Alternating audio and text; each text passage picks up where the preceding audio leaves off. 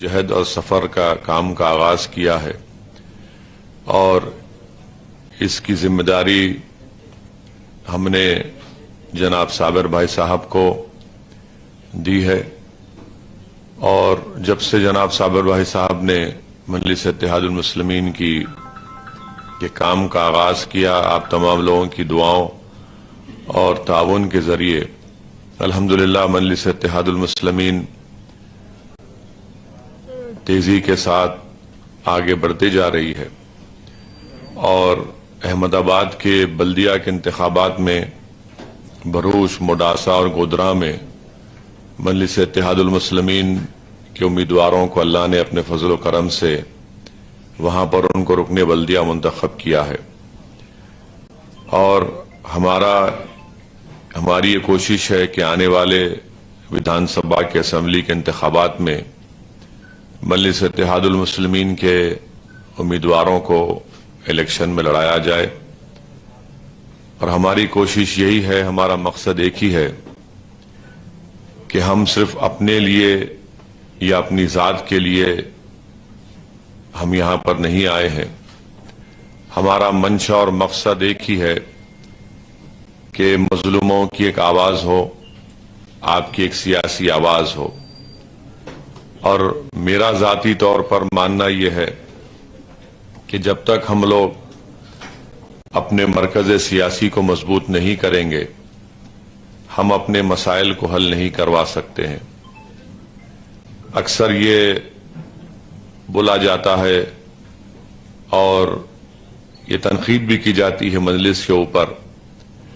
کہ آپ کے لڑنے سے فرقہ پرست طاقتوں کو فائدہ ہو جاتا ہے، تو میں آپ کو یہ بتانا ضروری سمجھتا ہوں کہ مجلس کے لڑنے سے فرقہ پرست طاقتوں کو فائدہ نہیں ہوتا ہے، اور اس الزام کا جواب تو آپ مجھ سے بہتر جانتے ہیں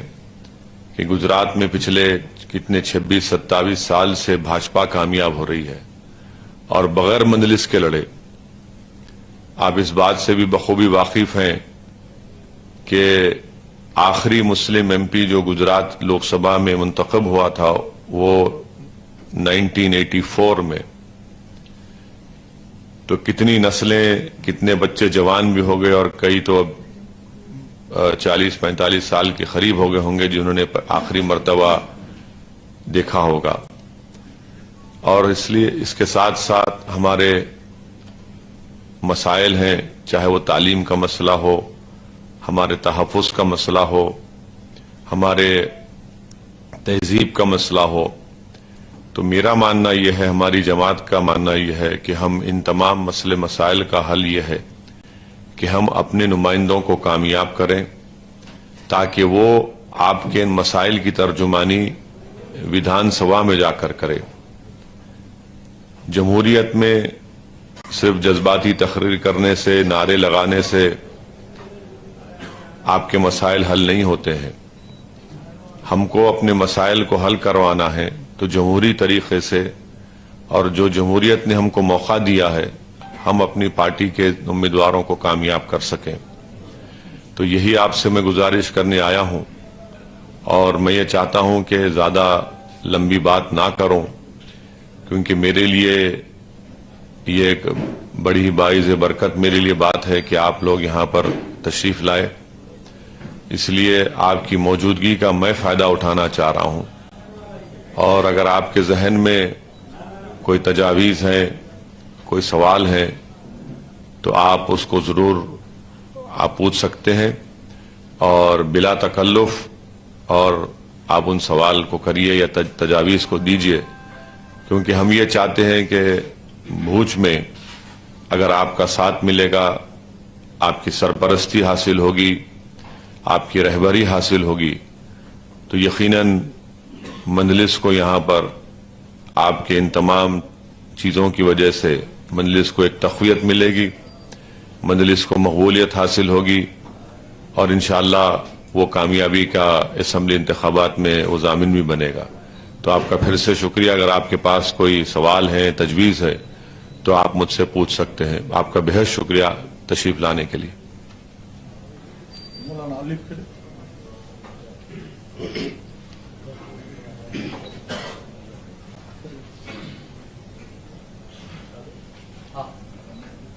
السلام علیکم ورحمۃ اللہ وبرکاتہ۔ جناب محترم بیرسٹر اسد الدین صاحب، صابر بھائی، وارث پٹھان صاحب، شکیل صاحب، ابراہیم بھائی، تمام علماء کرام، سب سے پہلی بات یہ ہے کہ ہمیں بڑی خوشی ہے، ہم اویسی صاحب کا تہہ دل سے شکریہ ادا کرتے ہیں۔ سیاست ایک اپنی جگہ ہے، مگر اس سرزمین پر ان کا میرے خیال سے پہلی بار آنا ہوا ہے، اور قوم مسلم نوجوان لوگوں کی دلوں کی ایک دھڑکن ہے۔ حالات ملک کے اور ملت کے پوری دنیا میں عیاں ہیں، خصوصی طور پر اس وقت جو ملک کے حالات ہیں، ان حالات میں امت مسلمہ میں بہت سی سطح پر کام کرنے کی ضرورت ہے۔ وہاں جہاں ایجوکیشن کی ضرورت ہے، میڈیکل اور علاوہ ازیں بہت ساری چیزوں کی ضرورت ہے، وہاں ایک سب سے بڑی ضرورت اس وقت ہمیں جو لگتی ہے وہ ایک مسلمان کے ناطے اور علماء کرام کی موجودگی میں اس ملک میں ہم جہاں اپنی جان و مال، عزت و آبرو کی حفاظت چاہتے ہیں، وہیں سب سے پہلے ایک مسلمان کے ناطے ایمان کی حفاظت سارے مسائل میں سب سے اوپر ہے۔ اگر ہمارا دین سلامت ہے، ہم ایمان پر قائم ہیں، اور اس کے ساتھ ساتھ پھر جو ہے دوسرے مسائل کی بات ہے۔ ضرورت تو سب چیزوں کی ہے، مگر اس وقت ناموس رسول صلی اللہ علیہ وسلم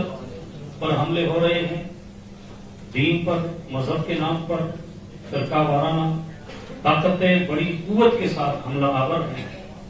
ان حالات میں یقیناً ہم سیاست میں نہ ہوتے ہوئے اس بات کا اقرار کرتے ہیں کہ ہندوستان میں ایک آواز ایسی ہے کہ جس آواز کے ذریعے سے مسلمانوں کو وقتاً فوقتاً یہ تسلی ملتی ہے کہ جب کہیں حق بات کرنے کی ہوتی ہے، وہاں پارلیمنٹ میں ایک آواز ہے،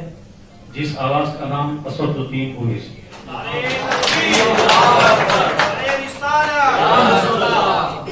دیکھو، حالات بڑے نازک ہیں۔ پارلیمنٹ میں کم سے کم 50 شخصیتوں کی ضرورت ہے۔ اکیلی شخصیت ہے، کچھ اور بھی ہمارے بھائی ہیں، اپنے حساب سے سب کام کرتے ہوں گے۔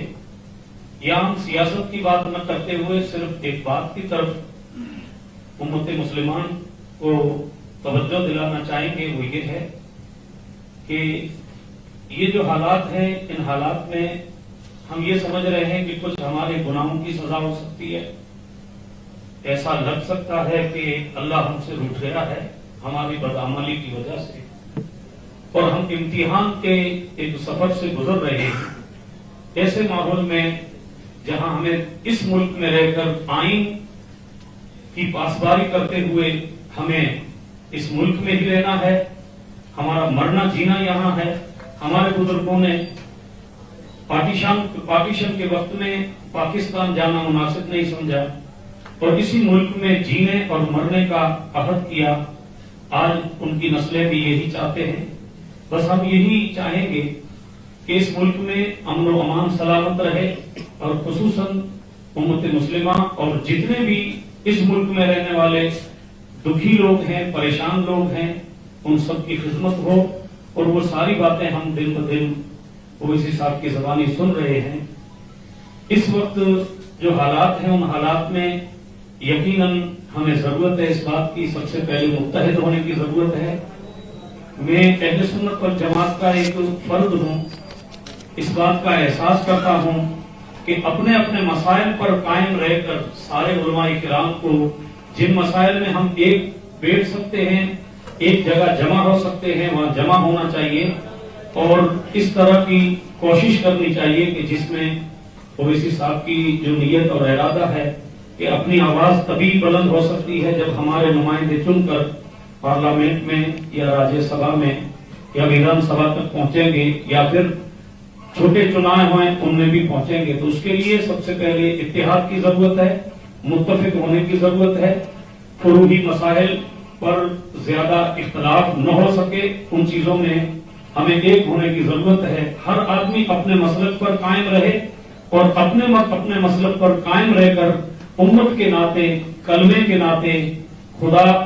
کے توحید کے ناطے اور مصطفیٰ کی رسالت کے ناطے، قرآن کے ناطے بہت سارے الحمدللہ وہ ایشوز ہیں جن میں ہم ایک ہو سکتے ہیں۔ بس یہی گزارش ہے کہ جب کبھی کام کی شروعات ہوتی ہے تو مخالفتیں ہوتی رہتی ہیں، تنظیم پر اور ایم آئی پر بھی بہت سارے الزامات ہوتے ہیں، یہ نئی بات نہیں ہے۔ اتنا ضرور ہے کہ ہم نے یہ سنا کہ مالیگاؤں سے کوئی مولانا صاحب چن کر آئے، ایک ہمارے مہاراشٹر میں سے ایم پی بھی بنے، دارا سبھے بھی بنے، بہار سے بھی کامیابی ملی۔ ہم یہ کبھی بھی نہیں سوچ سکتے کہ مخالف طاقتیں کسی ایک مسلمان کو آگے بڑھنے دیں اور وہ چن کر آئے۔ میرے خیال سے گودرا کی جو نگر پالیکا ہے اس میں بھی بہمت اپنا ہے۔ تو یہ ساری چیزیں بتا رہی ہیں، شواہد ہے ہمارے پاس کہ ایسی چیز نہیں ہے۔ البتہ یہ ضرور ہے کہ جب میدان میں آئیں گے تو مخالفتیں ہوں گی۔ ہم صرف ایک طالب العلم کی حیثیت سے میں یہ گزارش کروں گا کہ ہم آپ کے لیے دعاگو بھی ہیں، اور انشاءاللہ ہمارا جو دائرہ ہے اس دائرے میں رہ کر ہم سے جو